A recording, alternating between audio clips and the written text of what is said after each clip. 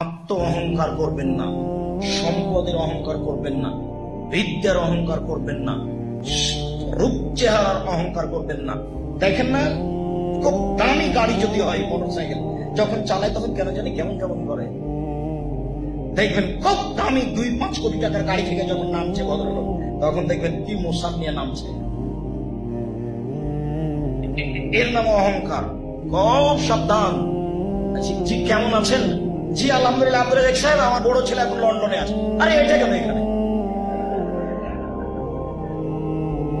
বুঝতে পারছেন না মনে হয় অহংকার কিভাবে হয়? আশ্চর্য, একটা থেকে আর একটা বলে চলে যাচ্ছে, তার মানে ভিতরে তার অহংকার বিরাজ করছে। দেখবেন কথা প্রসঙ্গেই, জি আপনি চিনছেন না ওই যে ওই যে ইয়েতে গুলিস্তানে বড় দোকানটা আমার। সবসময় নিজেকে মাটির মানুষ মনে করবে।